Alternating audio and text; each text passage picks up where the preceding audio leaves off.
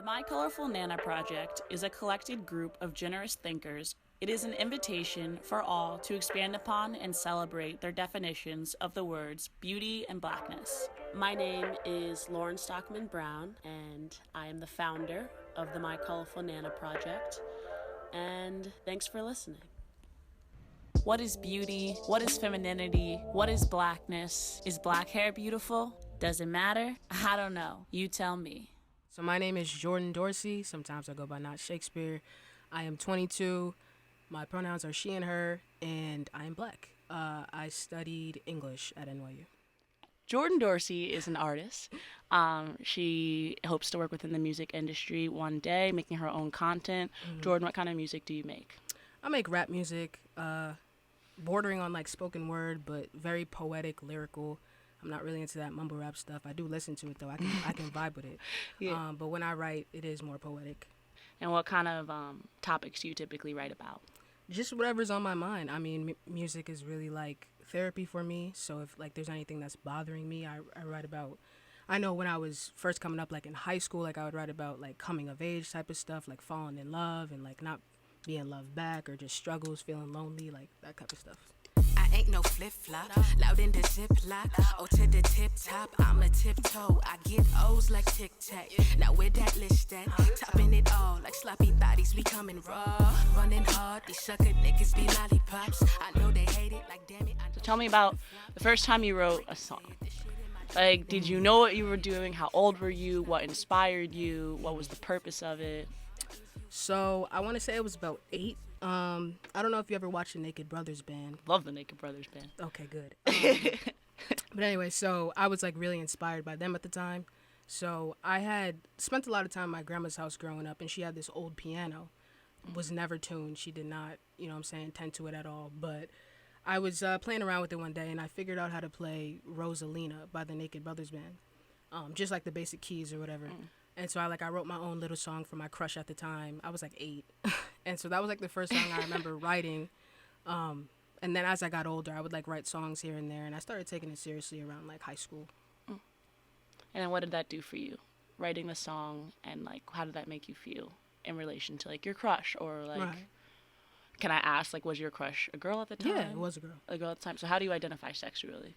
Sexually, I'm fluid. I don't really put labels on it. I'm more of an energy type of person, so like it doesn't matter if you're a man or a woman or a man that identifies. It doesn't matter to me. I'm more on energies, how you make me feel. Do you push me to be the best version of myself? You know what I mean? Like just your energy around me. So why does it matter who somebody loves? You know what I mean? So like to me as a kid, it was like, oh, okay, like I find her cute, I think she's cute. And like, oh, I find him cute, I think he's cute too.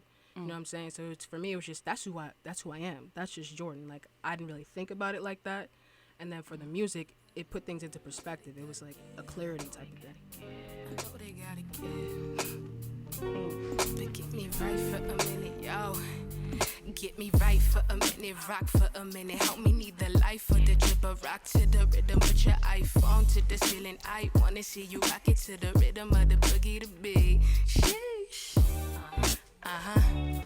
Yeah, it's like that, y'all. Ay, it's like that. Yeah, that's really cool. You know what I noticed? Like when you speak, sometimes it flows like that. Oh, that's what's up. That's cool. That's what's up. You been practicing? Here and there. It's cool. So tell me about your upbringing. So for me, I moved to Chappaqua in 4th grade. And previous to that, I had lived in Yonkers, which was like all black and Hispanic. So like moving to Chappaqua, it was really like a culture shock for me. And I guess what I've deduced recently is when I was in Yonkers, I was so used to everybody looking like me and I was so comfortable. So then when I was like dropped into Chappaqua, I lost my comfortability. You know what I'm saying? And like I did everything that I could to make myself fit in. Like I asked my mom to get a perm. You know what I'm saying? Like I love my hair. Like I love my curls. But like I pulled up to Chappaqua and everybody has straight hair.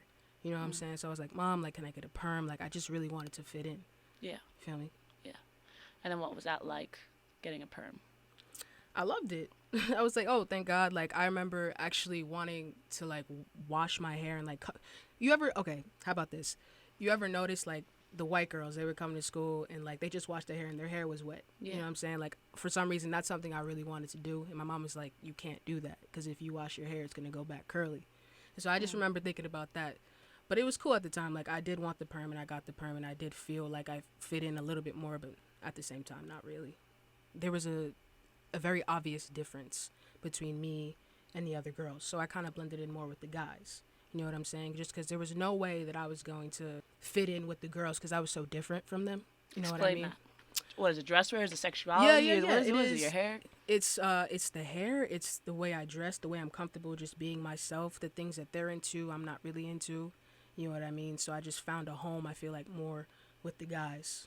Did the guys treat you differently than how the girls treated you? I think for everybody, it was kind of like we weren't very connected. Like, you could tell that even so, like, I had all these friends, like, quote unquote, like, that I could hang out with. But at the end of the day, like, I still went home and I still felt lonely because there was no connection for us.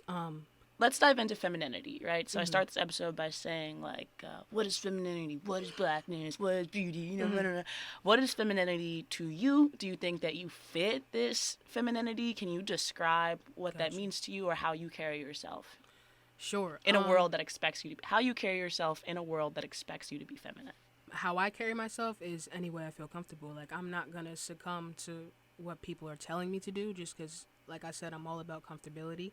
But to me, femininity is wrong. Like, we have, we have the wrong idea of what it is. I feel like there are feminine parts to a male and there are also masculine parts to a female. There's a duality of it. And I feel like in today's society, it's more like, this is what it means to be a man or this is what it means to be a woman. To me, it was never that. It was, I'm who I am and I am a woman. And that's what matters to me. I know what the type of woman that I am. You know what I mean? And it doesn't mean that I have to wear a dress all the time or I have to straighten my hair or like be dainty. That's what society says a woman is. You know what I mean? Yes. So what's a woman to you? Someone who's strong. You know what I'm saying? Someone who's strong in herself and her purpose and knowing what she has to do. Someone who's motherly, you know, can take charge, has their own energy and really sticks by it. Can we get into your mom? Yes. All right. Tell me about your mom. So, what do you mean? Just like Tell me about her. My mom in general? Good woman. She was a Caribbean woman. She was actually born in England. She moved from England to Brooklyn / the Bronx when she was about 6 years old. Met my dad, like they had been childhood friends or whatever. In the Bronx, they had me and my brother. We were born in the Bronx, grew up in Yonkers for a little bit. But my mom, was a very stern lady, knew what she wanted. You had to do what she said. Like I said, she always knew what she wanted and she was always right. Even if as a kid I didn't think so. I know that she always meant the best. Wasn't the most emotional lady. And I know like a lot of black people share that. Just like for some reason we're not very emotional with our family members. Like I don't know about you, but my family was like, we rarely really said I love you, but it was more actions. You know what I'm saying? But yeah, at the end of the day, my mom showed me a lot about what it is to carry yourself with respect in this world and like just to be a good person and at the same time don't let anybody walk over you, you know. So when did your mom pass? It was the summer of my senior year in high school. That is, so you were like 17, 18? 18, right? And you're applying to colleges and that's a big, it was actually, it's a big year. Not to interrupt you, it was actually 1 week before moving. Like 1 week exactly. It's like I went to the funeral, packed up all my stuff, and then went to NYU.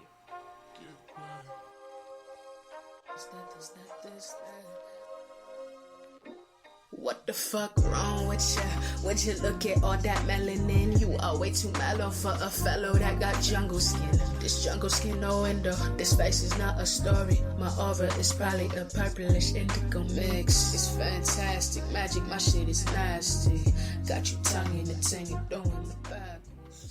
Just because at the same time though, my mom was like my biggest fan. You know what I'm saying? Like she really pushed me to apply to NYU. She was like, this is where you need to be. And so at the end of the day, like when she did pass, and it was a week before moving, and I had every right to take a gap year. You know what I'm saying? I had every right to be like, I'm not doing this. But I knew that's what she wanted, so I came here and I did it.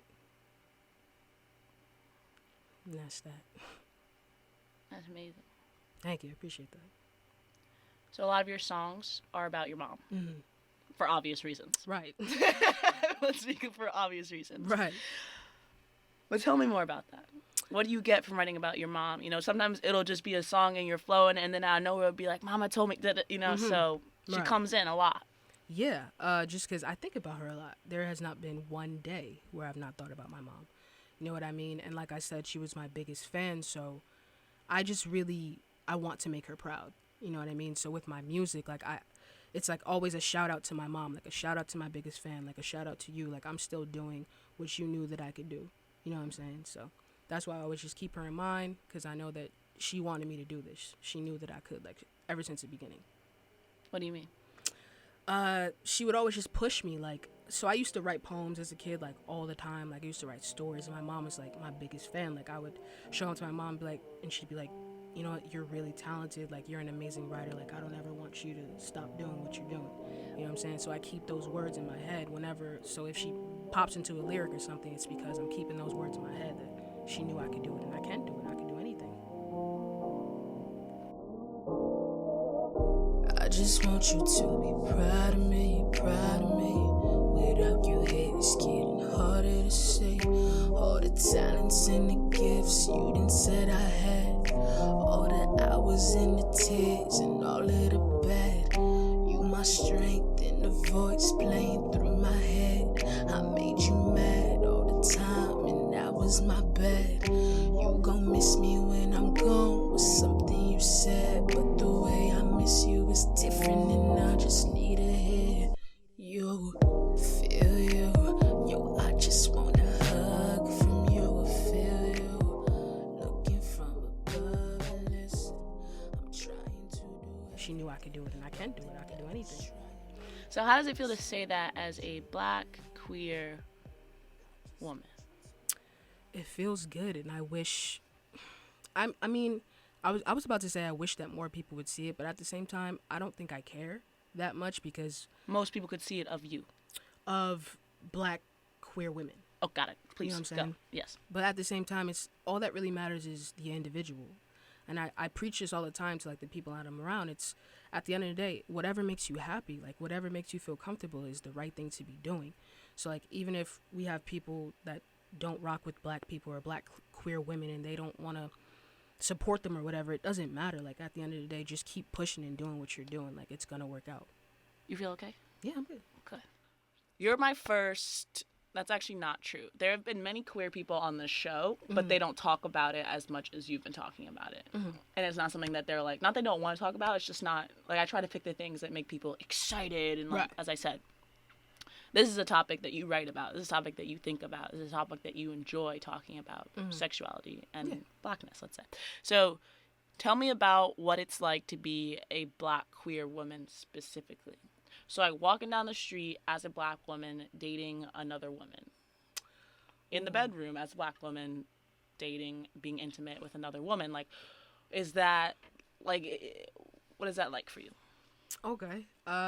Very good question. So, I would say walking down the street, you have to really be okay with what you're doing. You know what I'm saying? I feel like there could be a person who is openly queer to the people that they're messing with, but, you know, when they go outside, they can't take the stares, or they can't take what they think people are thinking about them.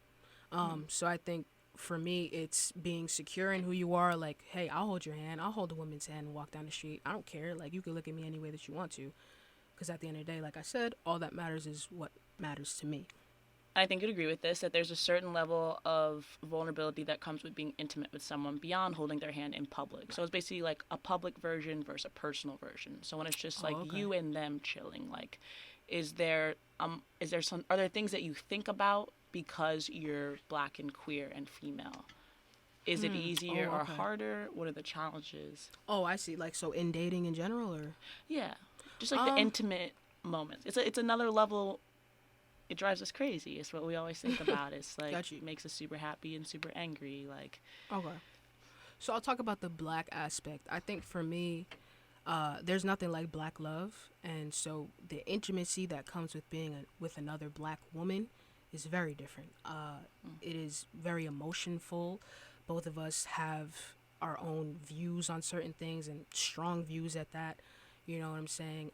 But I think that is the most intimate moment that you can get with a person, just because we both have shared experiences shared experiences of struggles.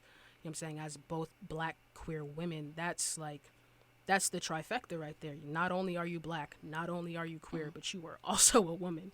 You know what I'm saying? So like that shared experience of like suffering and intimacy, it's just different.